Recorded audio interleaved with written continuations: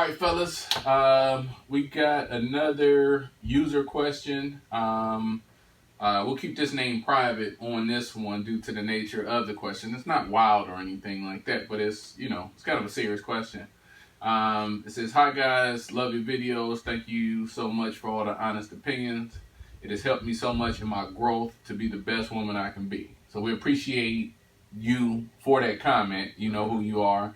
I just recently got out of a relationship because my boyfriend was cheating.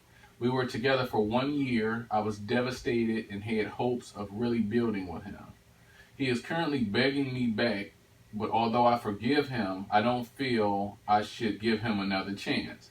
Now he is using the guilt trip of I was never down and my love wasn't true because I don't want to be with him. Am I wrong?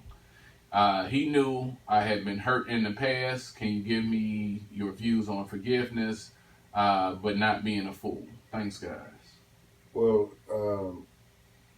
your question was, are you wrong? No. The guilt trip is some bullshit, some reverse psychology to like you already know what it is because you called it a guilt trip to get you or get him back in your good graces. He just running game, and no, I mean, you know, cheating that can be I'm gonna call it a mistake because a mistake to me is an accident, but it could be a poor judgment, let's just say, right, or a moment of weakness or something like that. I guess the real question is do you think this man will continue to behave that way? But as far as are you wrong for your reaction to it, I would say no. What y'all think? Yeah, I mean, I don't think there's a wrong in that as far as that. Like you said, cheating is a delicate situation just because, I always tell people be cautious with the whole cheating before you marry thing, anyways, because, being together for a year and somebody having sex,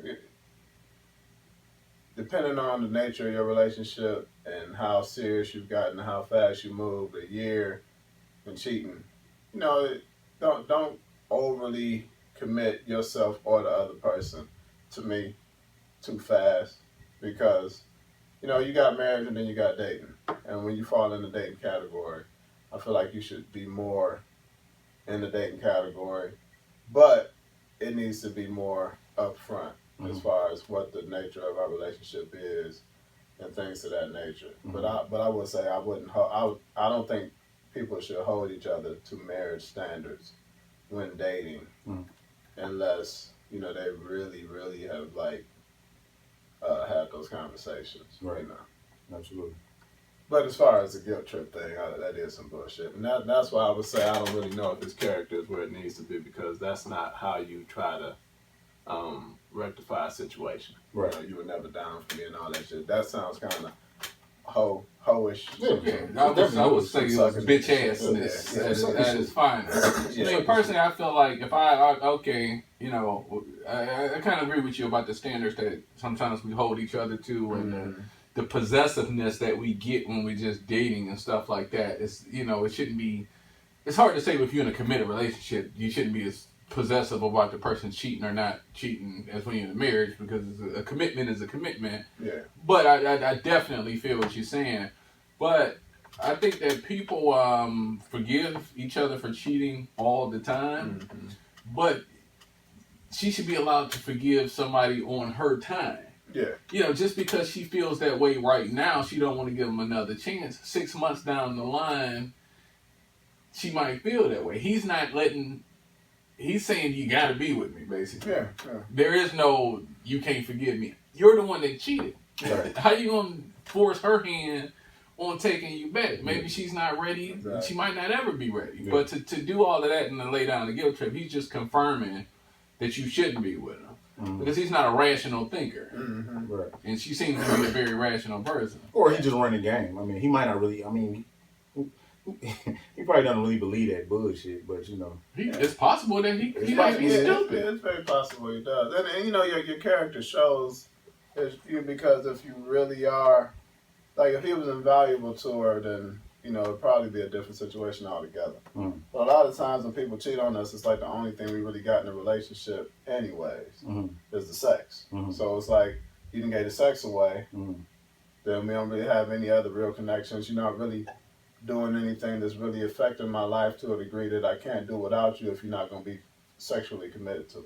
Right. You know what I'm saying? Because of reality, like if their relationship was strong enough on the friendship type of level, then even if he cheated and that didn't work and she didn't want to stay with him, if they were really close, they would still be close and they might end up back together, like you And said. if he was truly a friend, Yeah. he'd be more understanding. Damn, I just hurt somebody that I really, really care about. And he'd still be there for her. Right, she's You know? the queen of the whole earth. I'll put her up here. I fucked up. I have to prove that I'm worthy of being Exactly. with her. Exactly. Not, you ain't never down with me in the first place. Yeah. How old is this nigga? 12?